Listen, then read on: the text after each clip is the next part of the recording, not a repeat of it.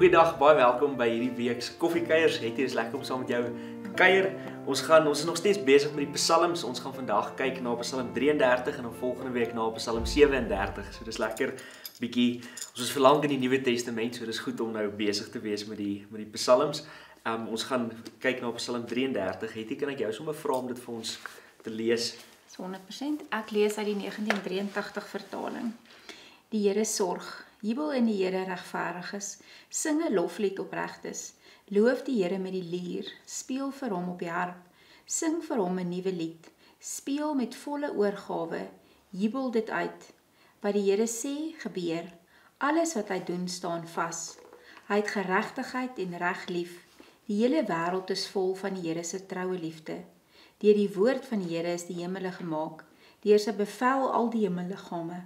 Hy het die seewater laat saamkom, soos 'n dam die groot waters op een plek opgegaar. Die hele aarde moet die Here vrees. Al die bewoners van die wêreld moet vir hom ontzag hê, want hy het gepraat en dit was so. Hy het beveel en dit was daar. Die Here verydel die planne van die nasies. Hy laat hulle besluite op niks uitloop, maar die planne van die Here staan vir altyd vas. Sy besluite van geslag tot geslag. Dit gaan goed met die nasie, wie se God die Here is, met die volk wat hy vir hom as sy eie gekies het. Die Here kyk uit die hemel en sien al die mense. Van die plek waar hy as koning sit, sien hy almal wat onder op die aarde woon. Dit is hy wat hulle verstand gevorm het, wat al hulle werk deur groot. Dit is nie deur 'n groot leer dat die koning wen en nie deur groot krag dat die held behoue uitkom nie. Dit is nie waar dat die perd die oorwinning gee en dat sy groot krag redding bring nie. Dit is die Here wat sorg vir die wat hom eer, vir die wat op sy mag vertrou, om hulle van die dood te red en hulle in die lewe te hou in hongersnood. Ons vertrou op die Here. Hy is ons hulp en ons beskermer. Ja, in hom is ons hart bly. Op sy heilige naam vertrou ons.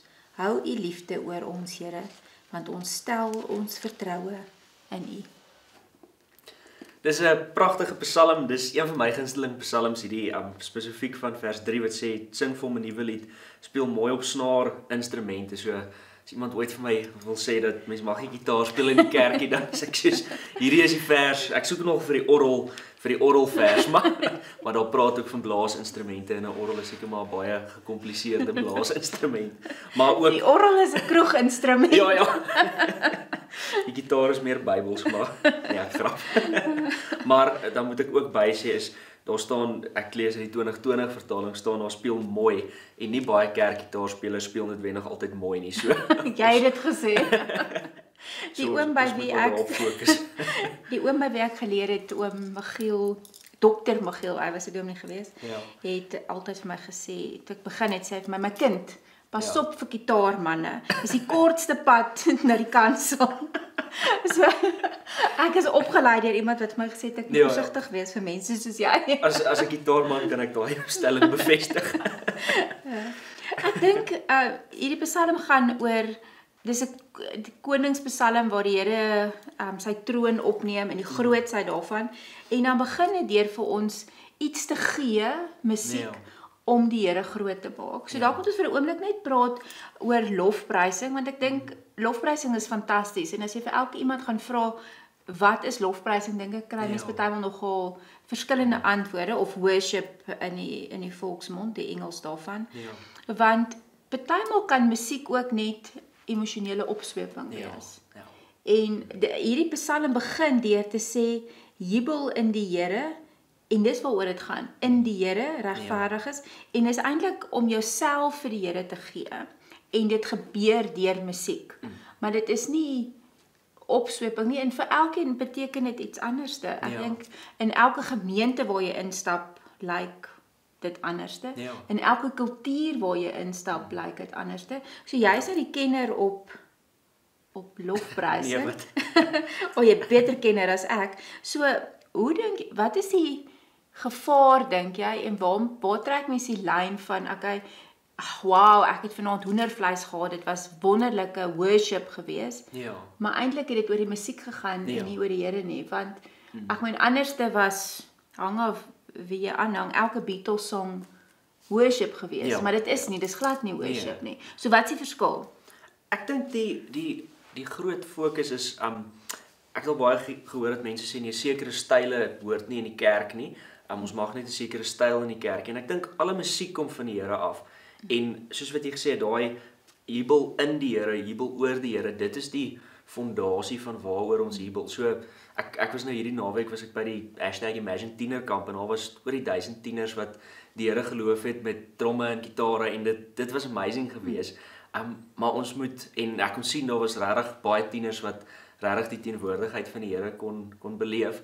Maar op dieselfde manier is die Here net so teenwoordig op 'n Sondagoggend waar ons net 'n klavier het of 'n orgel het. Ja. Een van my gunsteling stories is ek het 'n vriend en hy's 'n dromspeler en hy het so groot bos hare gehad op 'n stadium en regtig as jy nou 'n musikant wil sien dis die man. En hy was altyd ons het saam groot geword in die gereformeerde kerk en hy was nooit 'n groot voorstander van die orgel gewees nie en altyd net in die band gespeel en hy het gesê nee, ons die Heilige Gees is nie in die orgeldiens nie. En hy sê toe eendag toe stap hy by 'n orgeldiens in en toe oorweldig die teenwoordigheid van die Here hom net so. En so ek dink dit gaan nie oor die styl nie, dit gaan oor wat is die fokus?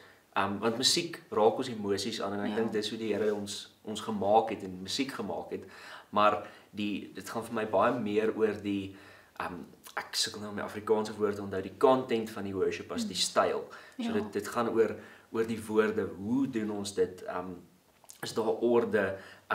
Is ons besig om die Here te loof en prys of is ek besig om oor myself te sing en my gevoelens? Want ek dink baie worship liedjies is te selfgesentreerd en nie op die Here gesentreerd nie. En hierdie psalm maak dit duidelik dat dit gaan oor die Here.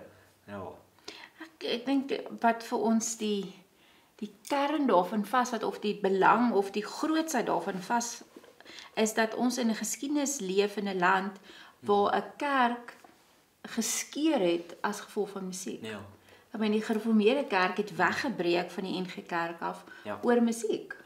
Oor niks anders nie. Dit was die bottom line gewees. Hulle het gesê maar ons sing net psalms en skrifbereidings. Ons gaan nie al hierdie liedjies sing wat julle sing nie. En ek meen ons is nou baie ver in die pad afbeweeg, maar ek dink daar moet tog altyd vir ons 'n waarskuwing wees dat dit nie net oor die musiek gaan en oor vir my is die orgel 'n ongelooflike instrument. Vir 'n ander ou werk dit nie, waar elektriese gitaar dat al die hare op my rug regop staan en dit is mos nou maar dis wel waar jy aanklank kry. Wat interessant is as mense in Openbaring gaan kyk en jy maak die skreefie van die hemelse deur so bietjie oop, dan sien mens daar's baie musiek. Maar dan sien jy dit altyd vir my interessant is as hulle begin sing dan plaas hulle dit wat hulle het voor die Here neer. Krone en wat have you. So ek dink wanneer ons in worship ingaan, wanneer ons in lofprysing ingaan, dan moet ons besef dit wat die Here vir ons gegee het. Vir jou is dit musiek, vir my is dit whatever. En dan sit ons dit voor die Here neer. En dan gaan dit oor die Here. En ek kom gee myself vir die Here. En dan is musiek net die vervoermiddel. Want net daarna gaan die psalm in en dan sê die psalm vir ons, maar dit kan ook die aarde wees en die natuur wees wat daai vervoermiddel is. Ja, presies, want dit gaan als oor die Here. Dis my altyd so mooi as in Mosambiek is om te sien daai mense, hulle het skaars 'n klaviertjie of 'n keyboard wat werk en hulle sing harder as wat ons baie keer op 'n Sondagoggend sing. Nie baie keer nie, altyd. So dit gaan oor wat is jou fokus in aanbidding? Ek dink as mens dan nou aangaan vers 6 deur die woord van die Here is die hemele gemaak, deur sy bevel al die hemelliggame. Ek dink as ons in lofprysing ingaan, moet mens altyd besef met wie mens besig is. En waarvoor hierdie lofprysing gaan. Dit is nie met baie groot respek gesê, dit is nie ons speelmaat nie. Dis die Here wat alles gemaak het, wat die hemele gemaak het.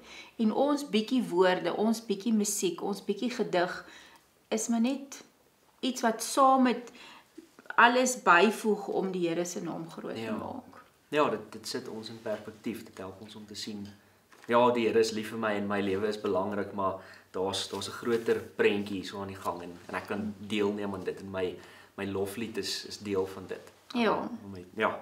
Dis eintlik wonderlik dat die Here ons uitnooi om deel te neem aan hierdie loflied. Ja.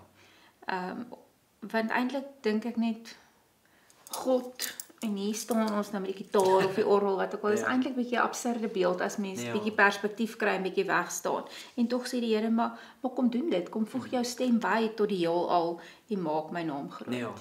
Ja, en ek dink die psalmdigter, hy draai hierso 'n bietjie die status quo op die kop.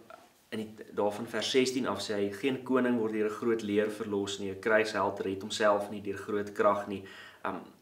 Hy sê kyk op die Here, hou sy oog op die wat vir hom ontzag het. So baie keer is ons, en ons sal volgende week in Psalm 37 bietjie meer daaroor praat, maar is ons negatief oor die land, ons is negatief oor mense wat regeer en so, en op die ou end is die Here in beheer van dit alles, en ons kry oor hoe ons moet reageer in vers 20, met ons hele wese wag ons op die Here, hy is ons hulp in ons skuld, en ja, dis vir my so mooi, want baie keer het ek al gesien dat musiek is net musiek, ons sing in die kerk, en ons loof en prys die Here, en dis amazing, en dan gaan ons, en dan is dit maandag, en dan kla ons weer, en dan is dit weer moeilik, maar hierdie psalm wys my al so mooi, hoe ons hele lewe 'n loflied moet wees, dis nie net oor sing nie, dis, ons moet op die Here wag, ons moet op hom vertrou, ons moet dinge vanuit sy perspektief sien, ons moet anders te kyk na omstandighede, dis vir my baie mooi. Ja, en daar, vers 17 sê, dit is nie waar dat die perd die oorwinning gee, en dat sy groot krag redding bring, en op daai stadium was dit mos nou die ding wat oorwinning gebring het, die beste perd, was die vinnigste, wat die verste kon, en toe het dit iets anderste geword, en toe is dit 'n Casper, en toe is dit 'n baie fancy vliegtuig wat kan vlieg, en nou trek ons by atoombomme en kernbomme en allerlei snaakse goeders, en deur al hierdie goeders waar die mens ontwikkel, en my geweer is groter as joune, sê die Here, maar dis nie waar dit gaan nie, kom sit jou krag in my, moenie vashou aan dit wat jy dink die wêreld jou mee kan red nie, want die wêreld kan jou nie red nie, en ek dink dit is so 'n tydige boodskap vir ons vandag, waar ek praat in die week met iemand wat vriende en familie het in Nederland, en die Nederlanders begin hulle jong mense oproep vir oorlog.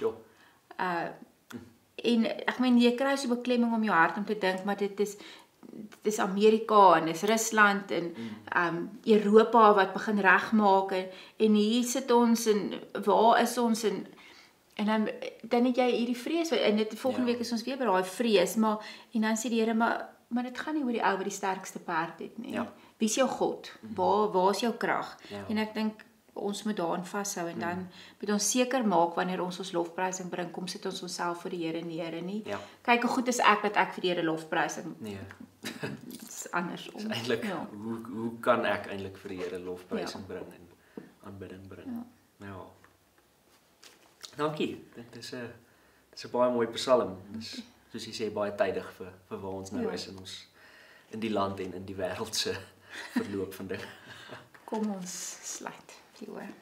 Hemelse Vader, dankie dat ons kan stil raak voor U. As ons hierdie psalm lees, dan is dit met verwondering dat ons dink dat U ons uitnooi om vir U lofprysing te bring.